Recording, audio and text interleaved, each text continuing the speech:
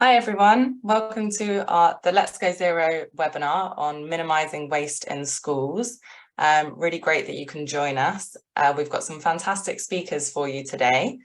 A reminder that this webinar is being recorded so that you can watch it afterwards. It will be on our website and share it with colleagues that weren't able to make it today. Our speakers, first of all, we have Suzanne from Let's Go Zero, who'll share a little bit about the campaign. Then we have Michelle Henderson-Vieira from Rathfern Primary School to talk about their actions in waste. And finally, Joanna Linley from RAP. So it's going to be a fantastic seminar, and I'm going to pass over to Suzanne. Hi, thanks Alison. Hi everybody. I'm Suzanne Gibbon, the Let's Go Zero Programme Coordinator, and it's great to have you all here today or watching online if you're joining later. So just to introduce you all to the campaign for those of you who don't know about us or are new to us. So Let's Go Zero is a campaign for all schools, colleges and nurseries across the UK. They sign the campaign like any petition to add their voice to prove that the demand is there to central government that schools want to decarbonise, but they're calling out for extra support and extra funding from the government in order to do so. So it's to prove that they have the intent and ambition that's there, they have the drive, but at the moment, without the support, it's very, very hard to do so. So we're uniting schools across the UK to show that the demand is there. And we work as a coalition of organisations. So I work for Ashton, which is a climate solutions charity who lead the Let's Go Zero campaign. But we're also joined by Global Action Plan, WWF, Fairtrade, Carbon Trust, Eco Schools, Soil Association, Sustrans, the Tree Council, and very recently RAP, who is here to talk to you later today. So as you can see, we have a breadth of knowledge and support for schools in their sustainability journey. And how we support schools once they sign up to the campaign is they have a monthly newsletter that goes out signposting any guidance or new advice that's out there for schools. We have competitions, we have webinars like this one today, and free resources, lesson plans, and other campaigns. Like today, there's the Clean Air campaign that Global Action Plan run every year in June. We also have our Climate Action Advisors scheme that's starting up in September, and you can find out more about all these different things on our website, which is letsgozero.org. So today we're talking about waste. Why, what's so important about waste? Why should we care? So waste is one of our 7 pillars or action areas that we advise schools to take action on. And before I go on to the more traditional forms of waste that you would think of, sort of plastic, food or clothing, I want to sort of touch on the other pillars as well and how waste encompasses those. So sustainability and climate action is really about reducing wastage and overconsumption. So in energy, it's reducing wastage by switching off lights and computers and different forms of electronics when they're not being used. It's not having the heating on and windows open, not having the heating on in the summer holidays or, during the weekends when no one's in the building.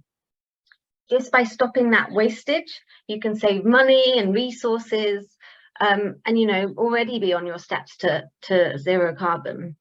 With water, it's the same. Stop leaving the taps running when you're brushing your teeth if you're at home. But also, schools can have those stop taps put into place to stop that wastage. And just looking at your data and your bills can tell you a lot. We've had schools tell us that when they started looking at their data and bills, they realized they were paying for 2 separate water bills for one amount of water. So, there's really, it shows you it's a sort of money saving scheme as well as a stopping wastage. And transport, as I mentioned, Clean Air Day, 1/4 of all our car journeys are taken within a mile. So, we could stop that wastage of burning fossil fuels and walk or cycle or use public transport. So it's all about stopping wastage, saving money, and it's better for people and planet all over. But today, you know, we're looking at wastage. You might think of these things. So food, you know, asking your students to stop wasting so much food on their school dinners. One school I know, they actually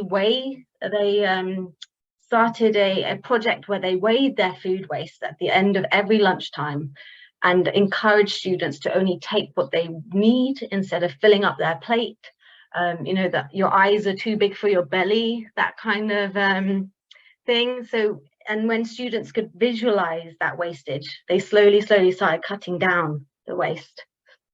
And of course, you know, some food waste is inevitable. You know, you have peels and scraps and bits of things, but as long as it goes to compost and not landfill, at least it's going back into the soil systems, back into the networks, and the nutrients is being reused.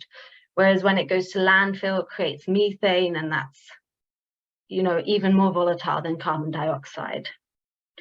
You know, other schools, they do litter picks. They focus on reducing plastic waste, or on the top left corner of the PowerPoint, you can see these eco bricks where plastic water bottles are filled with crisp packets and sweet packets and all of those things. And the school managed to create a shelter, which now, you know, stops that plastic going into landfill and actually creates an alternative building material for the school to have a sort of cheaper outdoor shelter and that play area. And one thing that's really been common recently is these uniform swap shops. And what's brilliant about them is that they're embracing the circular economy. They're telling the world that it's okay to, you know, buy pre-loved uniforms or pre-loved clothes. And actually, we have enough clothing out there to, I think the statistic is to clothe 6 more generations. That's how many clothes are out there. That are already being created, have already been made. But, you know, you'll hear even better, amazing stats from RAP, who will speak later today. And I sort of want to hand over to Michelle as well from Rathfern Primary, who, you know, they've been tackling wastage and sustainability in their school for so long, and are doing amazing work. So I think really do ask as many questions as possible to her, and we'll be, you know, asking questions ourselves. Okay, so I'm just going to introduce Michelle. Michelle Henderson-Vieira is a nursery teacher and global learning lead at Rathfern Primary School. She has been at the school for 11 years and has done many campaigns and projects throughout the years on sustainability, empowering students and staff to take climate-friendly actions. So yeah, as Suzanne says, can't wait to hear from Michelle, and please do ask as many questions as you want in the Q&A box. And yeah, I will pass over to Michelle. Thank you. Hello, everyone. Just bear with me while I share my screen, and then we can get started. And is that it? Is it all up and running, Suzanne? Yeah. Okay. So as Suzanne has said, Rathfern Primary has actually been involved in many climate and sustainable projects over the years. But I think the most powerful thing for us was embedding the SDGs and becoming a rights respecting school. I think it was the catalyst for promoting pupil voice and really having the pupils have visible actions that promote, celebrate, and champion equality for all, and having the SDGs and the rights, the articles intertwined into our curriculum has made it much easier for us to link to all these sustainable projects. Some of the projects that we have been focusing on with regards to waste, I'm just going to mention 3. The eco refill shop, the secondhand clothing sales, which I'm going to go into in a bit anyway, and food and waste programs that's in conjunction with Lewisham. This project is great. So if you want to look for something for your children to run all by themselves, this is something that I would definitely recommend. It's worked hand in hand with a company called Pupil Profits. And what it is, it's a eco refill shop. So all of the products that the children are selling are eco-friendly, they are made locally, so it's generally is all part of the circular economy, and all the materials are actually being given from people's profits, so it's very easy to set up, and the children are encouraging people to refill their bottles with eco-friendly products. So it's getting rid of all these plastic bottles that are in our landfills and promoting refilling and reusing and repurposing. So that is something that I would highly recommend. Something else that we've found really, really popular and supportive of our whole entire community is our secondhand clothing sales. And this whole project that we do this once a term. So yeah, I think there's once a term, not every half term, once a term. And we get all the donations from the parents and teaching staff. And we sell 5 items of clothing for £1, because it's not about making profit. It's about repurposing, reusing, getting things back into the circular economy. And we found it's been really supportive, and we've had a great response from our community and our parents and our staff. We've also very recently joined the food waste program with Lewisham Council. It's something we've been trying to do for years and has finally started happening. We've had children, so what happens in our school is with the food waste program, all the food waste goes into a completely separate bin. It has to have clear plastic bags, and it is collected once a week alongside with our other waste that is collected, but it is in a separate bin, and the children know what they can throw in there and what they can't, and they know the reasons why, because all of that is going to then be regenerated into energy or into compost for farmers, and that is for Lewisham. So it's a lot of buy-in from us, being a Lewisham school. We've had Lewisham come in, working with the pupils. We've done assemblies, and we've also made parents aware through lots of our newsletters, keeping them up to date with what is going on with those projects. So how do we do this? Because there's always the question, well, yes, it's lovely to get involved with all of these things, but how do we do it as a school? So I think for us, as I've mentioned before, the Sustainable Development Goals and our rights respecting articles are intertwined, and they're in all our overviews, our curriculum overviews. So those of you who are in education, when you are planning your overviews, try and integrate them into that.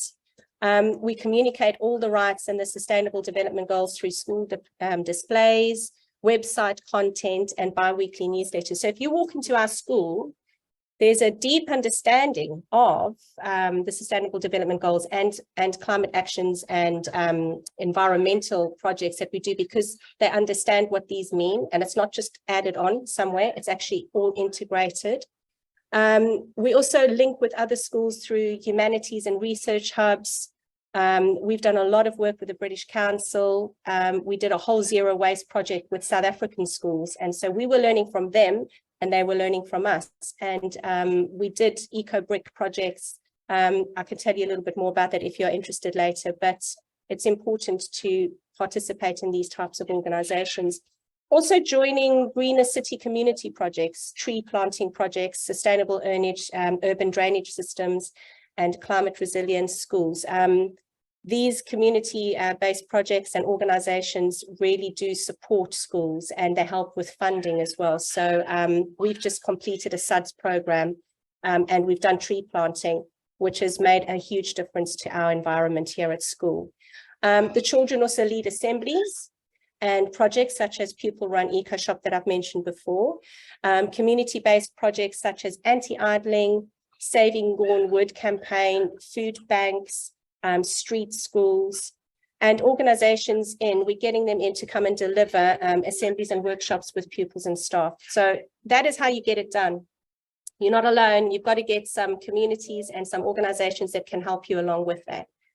The strengths is if you've got a committed school team and senior leaders, teachers, and premises staff, you can get it done if they're committed to it. We've actually forged wonderful relationships with our local residents with active community engagement. And one of the things that was very, very powerful was when we did the street trees. Our street at school had no trees whatsoever, and we had 10 trees planted, but the pupils went and knocked on neighbors' doors, and we got funding from local communities and our local residents. And so everybody had benefited from that. So we've really forged good relationships with our local residents. Good links with climate action programs and organizations, and believing in what we're doing and being passionate about it makes it change, and it benefits everybody's future. So those are the strengths to make it all happen. Some of the barriers that we found is time constraints. Teachers are just so busy, and that often is a big problem. Lack of funding. All schools at the moment, there's no money. There just is no money, but there's so much funding out there. So, you know, that can be overcome quite easily. You need committed colleagues. You have to have people who believe in this and want to do it. You need the whole school to buy in. It can't be seen as just an add-on. You have to have everybody involved with it. And the problem as well is our national curriculum. It's not visible in there. So that sometimes can cause a barrier, because what teachers want to do is just get through what they have to do in the national curriculum. And then all of these wonderful works just get left behind. The benefits to the school and the community, it brings communities together. Like I said, for street trees, we could have very, very easily just gone and did it ourselves as adults, but we didn't. We involved the children, we involved our neighbors, and having neighbors on your side, especially if it's a neighbor from a school, is a good thing, because sometimes schools are seen as an irritant and noisy. So that was really, really good. Helps create a more sustainable future. So our sustainable urban drainage system that we've just had installed in our school, we used to have areas of our playground that were just flooded when we have heavy rainfall, and then that's blocked off and the children can't use that space. And so having this program put in now, it's actually the rain has dissipated. It goes very, very quickly into the different areas that it's been built for. We've had trees put up so that and plants dug into the ground. So a lot of the concrete and raised beds are now gone, and things have been built into the ground. So it really, really helps with drainage, but as well with well-being, because we've got more greenery in our gardens, and it's a happier place to be in. Also, benefits of being involved in a lot of these projects, it empowers and motivates children to take action. And it supports family. Our secondhand clothing sale, like I mentioned before, it's the whole community. It's teachers buying, it's the neighbors buying, it's the TAs buying. So it's not just people who are seen to not have money and they've come in. So it's a really wonderful way to have support from families. Do I have time, Suzanne? Yeah, please do keep going. Okay, so we've got some other projects that we've been doing as well. So they don't particularly focus on waste as such, but they definitely still are environmental and sustainable projects, which you might find valuable for something you might want to do in your schools as well. The SUDS program, which I spoke about, greening our playground, it's made a huge difference. You know, on here you can see the pictures of, we've got 2 tree pits, we've got a rain garden, and we've got a lot of, today actually, where you see those white canvases, we planted all the plants in there today, and we did that together with the children, and every single year group had 5 or 6 children from there, and we involved everybody in it. So this is goes on for about a year, and you know, you're doing different things, you're learning, it's outdoor learning as well as giving us a greener space. We've also got we've done anti-idling campaigns where the children have anti-idling campaigns where the children have had lots of workshops talking about people idling outside our school and how bad it is, and the impacts of that to the children's health. And we did a wonderful event at our school where we had some of the Lewisham councillors come on, and we had volunteers, and a lot of the parents were then went into a little workshop on briefing on how they can go and talk to other parents in our schools who are idling. And again, it's a powerful way to involve the community, because it's parents talking to parents. It's not the teachers coming out and having a sing and dance. And this was really, really important, because we are on a part of in Lewisham that is really, really bad with pollution, and idling is just adds on top of that. And so the children were involved, parents were involved, counsellors were involved, and we are now a street school as well, which is great. Reducing it again. Children got involved by doing lots of posters. The community here at, I'm not sure if many of you are aware, but we've actually got an ancient woodlands right around the corner from our school. And it was going to be taken down and built on with properties. And all the local schools in Lewisham, as well as organisations, got together and they raised over £100,000, and we've managed to save it. And again, our school got involved and we raised money by doing workshops by parent volunteers. Parents came in and they did workshops with the children to try and save these woods. And it's things like COP26, we got involved with that, promises to the planet. We've also had Cassius, who was in our school last year. He looked at the SDGs and he said, there's something really missing from this, race equality, where is it? You know, and he was so unhappy that this wasn't in there. And we've been working really hard. Nahida, our head teacher, has been continuing with this. And I'm so pleased to say, after a lot of work, his number 18, race equality, is now going to be added to the actual list of the SDGs. And I mean, how powerful is that? That's pure voice in action. And it's amazing. And the thing that made me so happy is that they have that courage to talk and to speak, because they are so used to being able to have that platform at school, to be involved, to participate, to challenge all of these things to make their world better. So we also had the mayor of Lewisham meeting Cassius, come in to talk about that as well. We've had lots of our ministers coming in. Difford visited our school and the pupils really challenged them.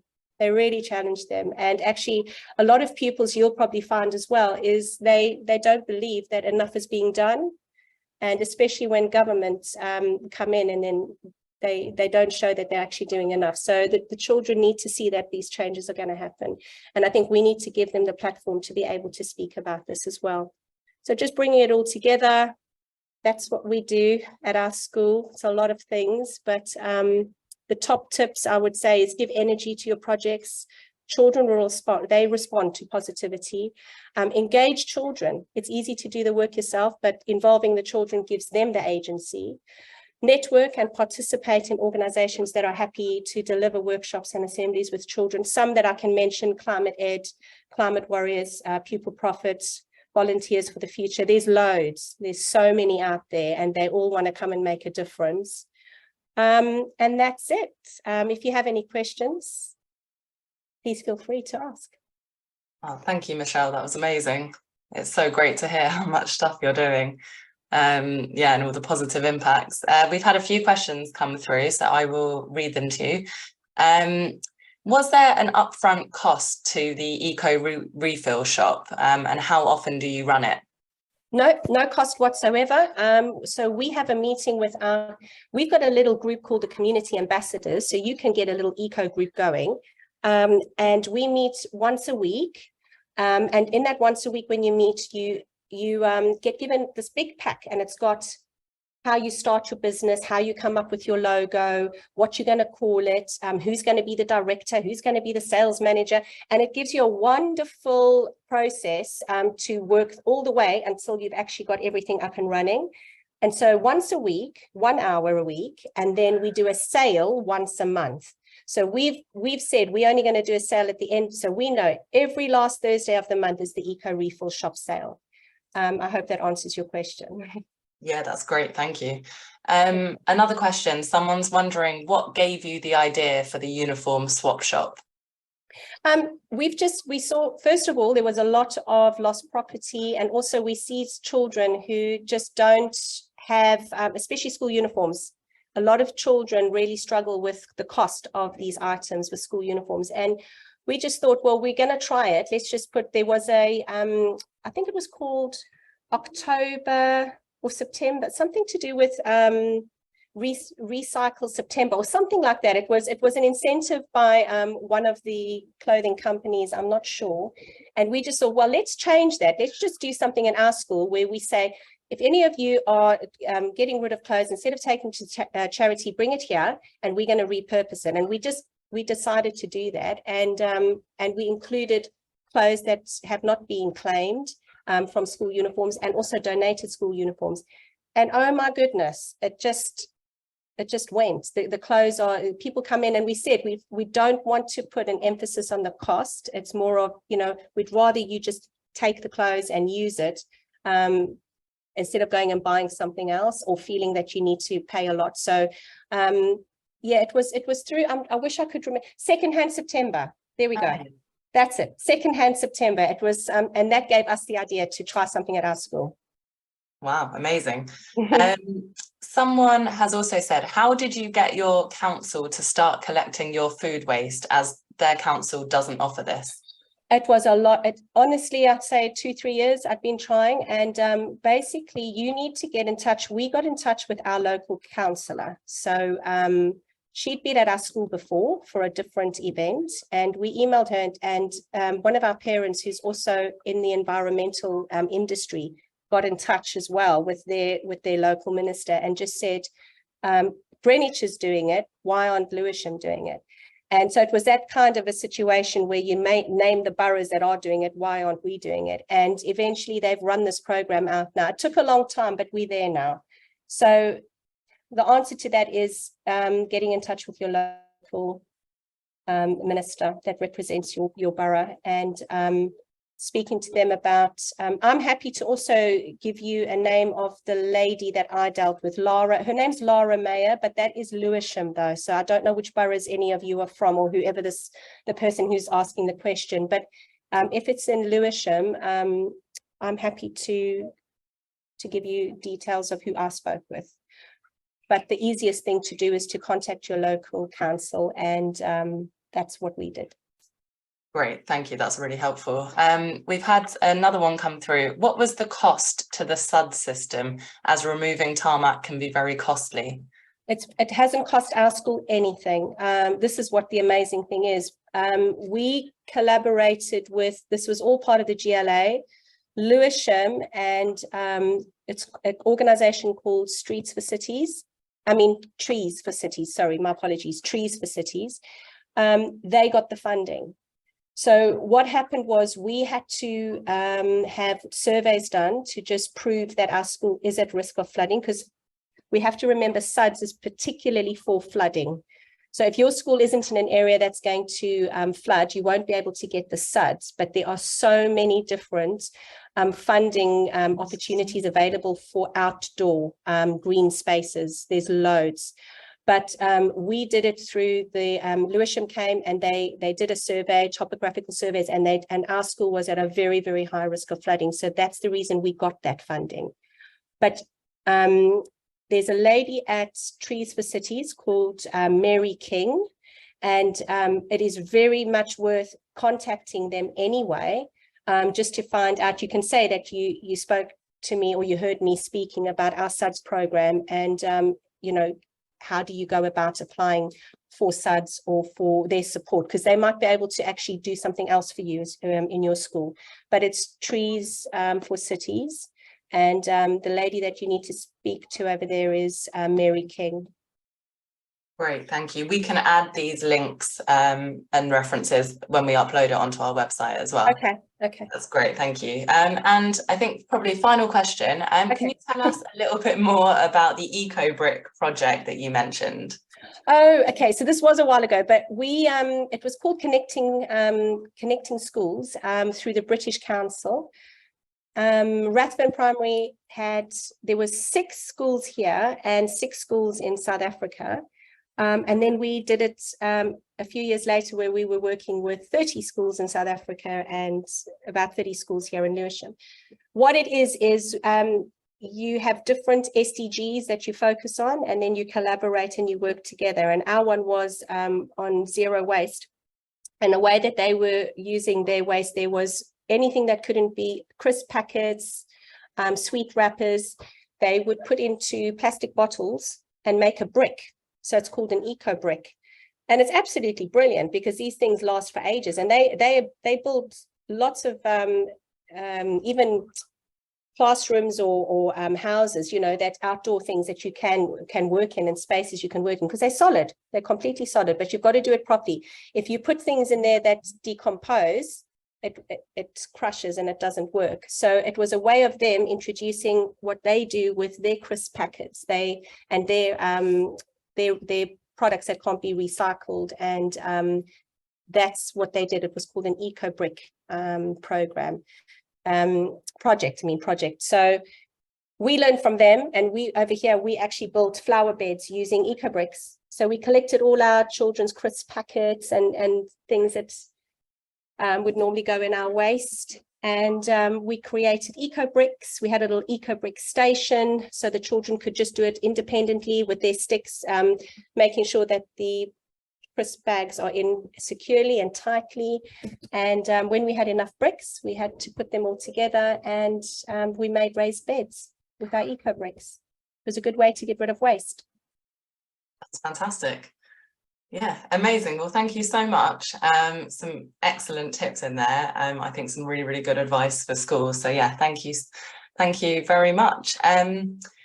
If you could stop sharing your screen, please, Michelle, and we'll.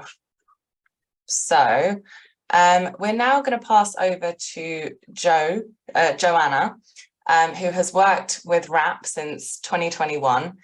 She has a background in citizen behaviour change with a focus on reduction of food waste in the home.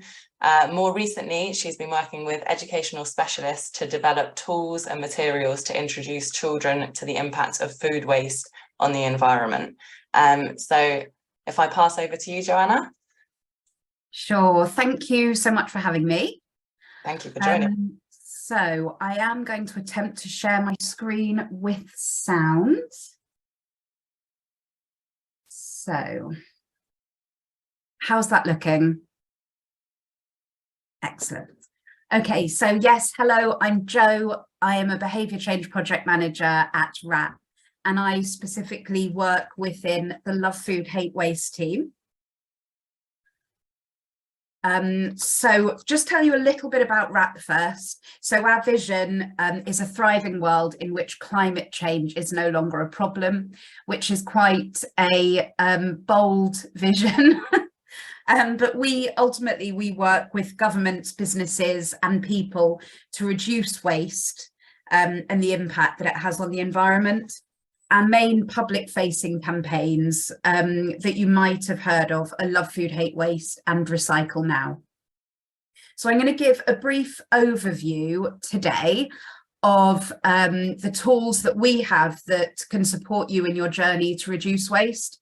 And although this isn't a tutorial, I am happy to take any questions at the end, and anything that I can't answer, I'll get answers for from someone at RAP who can give you those answers.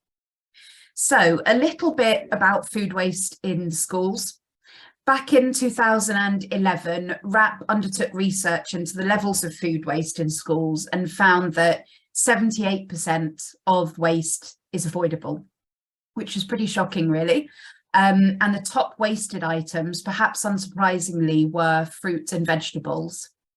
And as a whole, the UK's hospitality and food service sector throws away 1.1 million tonnes of food each year, which is incredible, really. It's so much. And so we developed, or RAP developed, the UK Guardians of Grub campaign, which was set up to help caterers, all sorts of caterers, restaurants, hotels, schools, anything really, anyone, to gather data to highlight where the hotspots are and to take action to reduce impact. And the great thing about this is obviously it doesn't just have a positive impact for the environment, it also keeps costs down. Because I think, in fact, wasted food in the UK costs £3.2 billion each year.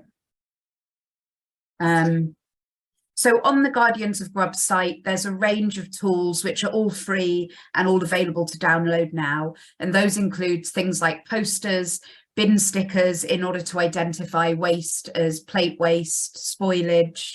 There's tracking sheets, there's calculators, and there's campaign guides. So there's also some case studies which are really worth looking at. So they show specifically how caterers have successfully reduced food waste. The tools explain how to establish a baseline of food waste and understand the hotspots for where that waste is coming from. So as I said, there are templates for stickers which can go on different containers to identify whether the waste is coming from spoilage, so food that's not being used quickly enough, to waste that's happening during preparation, and the all-important plate waste. There's also a tracking sheet to measure the waste, and also a calculator which shows as a team how much carbon and financial savings are being made over that time. So, you know, the feedback that we've got from caterers is how motivational that is to staff, but also to students, to see how their efforts are making a difference. So the Guardians of Grub cost savings skills course is a really super starting point. We'd recommend it to anybody starting this journey. It only takes 15 minutes and it provides practical and motivational tips and guidance. And again, that's available now and it's free to use.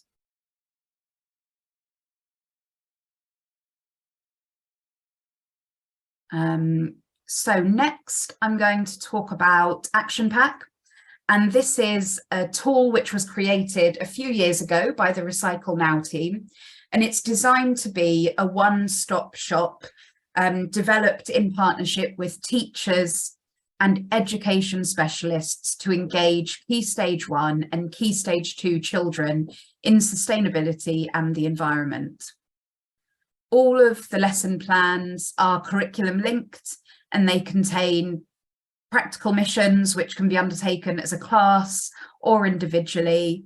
And I'm just going to show a quick video now to show how Action Pack has been used by schools.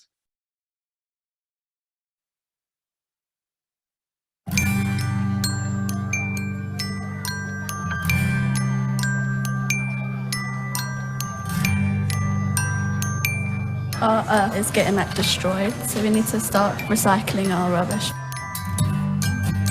If you don't recycle, it's really harmful and dangerous to the animals. Sometimes instead of getting fish, they get plastic to eat instead. I'm making a guinea pig and her name is Fluffy. His name is Oinkus. Timmy the Turtle. This is my flock of parrots, and this is Lily, the mum, and all of these are her children. He wears this hat so he can keep all of his recycling things. I made it out of toilet roll and string. We used a milk carton. I thought that was a really nice body piece. I made it out of this. Our film has 3 characters. Benjamin explains what recycling is because the cat didn't know what it was. We're just trying to make it fun and raise awareness at the same time. Haven't you heard of the recycling locator? It's fantastic for nature. The recycling locator can tell you if something can be recycled or not. You can put in your postcode and it'll show you what things are recyclable in your area. When I finished playing with my junk models, you had to take them apart so it can go to the recycling. You have to recycle plastic and different kind of materials. I can recycle the cardboard because it has no sticky tape or glitter, and I can also recycle the scrap paper and I can reuse the blue tack. Recycle, recycle, reuse. The whole world needs to realise that we need to recycle more things. We end up being educated by little minds.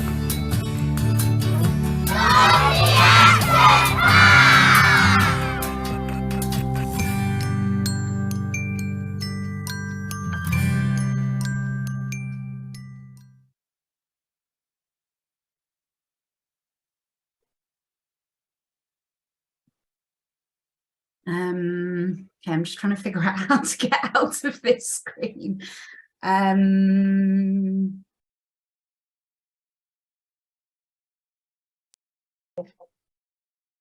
If you press the next arrow, it might go to the next slide. Oh, thank you. Okay, so I hope that was interesting. So the next slide, again, it's just telling you about some new resources we've got coming into the action pack. So I'm actually working with Beano and Ocado at the moment to develop a new series of lesson plans, which will introduce children to food waste and the impact that that has on the environment.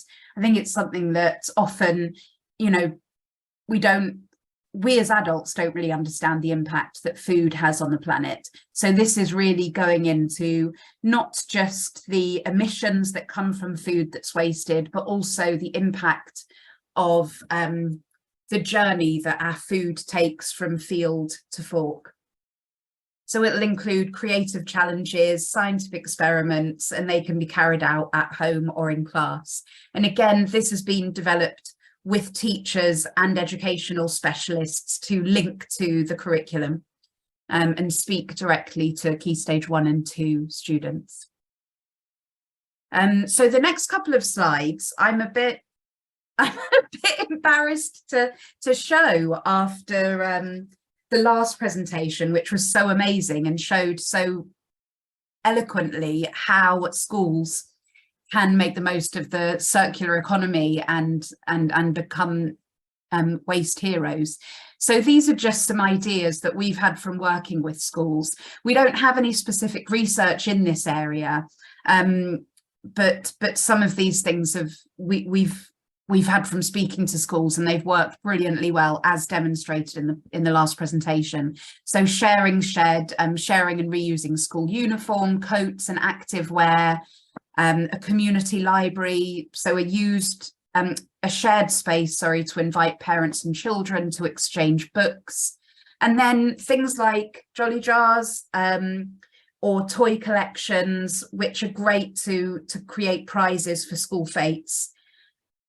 These have all worked really well. And then again, coming up with creating outdoor spaces, allotments, and composting for any fruit and vegetable leftovers. Another thing which I think was previously mentioned is having a student eco committee who can monitor school recycling and really motivate and get other students involved. So I wanted to mention as well, many of you will be aware that there's new workplace recycling legislation which will be coming in over the coming months. In fact, in Scotland, I think it's already been introduced. So although the guidance will likely differ by nation, the overall direction will be to require workplaces to separate recyclable materials in the same way that most of us do at home. This will improve quality and quantity of how councils collect and separate waste. RAP will be providing guidance as the legislations are clarified and will release these closer to the launch dates. But within this presentation, there are links. So for Scotland, we've got linked to the guidance already. And then finally, I just wanted to draw your attention to Recycle Week 2023, which will take place on the 16th to the 22nd of October. And rather excitingly, this year, there's a major schools engagement campaign. So we'll be looking for schools to take part in this and perhaps act as case studies. So yeah, and if there's any questions about that or any opportunities to engage, we'd love to hear from you. So thank you, and I'm happy to take any questions. Oh, thank you so much. That was really interesting. Yeah, great to hear. We have a couple of questions. First one is, how can schools get involved in Recycle Week? Great question. I mean, there's obviously the Recycle Now website, and there are contact details on there, but otherwise I'd be more than happy for people to get in touch with me if you want to share my contact details, and I can put them in touch with the right person. Great, thank you. And another one is, do you know rough dates for when the legislation for workplace recycling is coming in England? No, not in England. They haven't firmed up dates. In Wales, it's April 24, so it will definitely be after that. Okay. But I'd imagine during 2024 at some point. Great. Okay, thank you. There was also a comment in the Q&A saying it is becoming the law in the UK that there should be a separate food waste collection. Yes. Do you have information on when that will happen? The changes within England, I believe, are coming in September, but I can firm that up and find out. Great, thank you. And someone has asked, what's your top tip for a school who is just starting out on their waste action journey? The first step, I would say, oh gosh, there's so many to choose from. I think the biggest impact would be to get the kitchen involved in Guardians of Grub and start measuring the amount of food waste that's happening, because I think it will be really shocking, and it will not only help to reduce waste, but it'll also help to reduce costs. Okay, great. And so another one has just come in. This is going back to the law that there'll be a separate food waste collection. Does that mean that schools will be offered food waste collection from September? Yes. Or, okay, so their councils will. Yes, that's my understanding. Yeah. Okay, that's great to hear. That's really positive. So if we've got one more in the Q&A, is there any funding available for indoor recycling bins? We would like to separate better, but are lacking money for new bins. That's a great question, and I will find out. I have to make a note of all of these questions, and I'll find out and get back to you. Unless, Michelle, do you know the answer to that? I don't know whether you've... No, not to that. We just currently using those green bags, but there's nothing to do with food waste, because it's something we've tried to look into as well, especially with the nursery and with the earlier years, because they'd have fruit. And so it's like putting that here. No, I don't know the answer to that myself. I'm sorry. No worries. We can find out, and then we can send it round and put any information links at the bottom of the webinar when we upload it. And Michelle, I just wanted to invite you back and ask about pupil profit. Yes. Did you want to flag something? Please, I'm so sorry. You know, I was just thinking there was so much going through my head. So I actually remember there was an initial starter fee. So I apologize to that person that asked the question. I can't remember what it was, but it was, I think the reason why I thought it was free was because you can actually, what's the word? It can be waived. There's a way of having it waived through some organization. But what I'm happy to do is I can give you my email address. You can email me and I can put you in touch with Lizzie. And she'll be able to talk you through the whole process on the starter kit and what you can do so that that fee can be waived. I hope that makes sense. Apologies. Yeah, no, that's fantastic. Thank you. So does anyone have any other questions? If you do, please don't hesitate to put them in the Q&A box.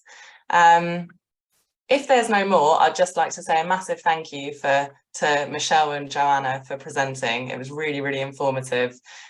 So many tips for schools, and I think really helpful for schools to kind of start on their minimising waste journey.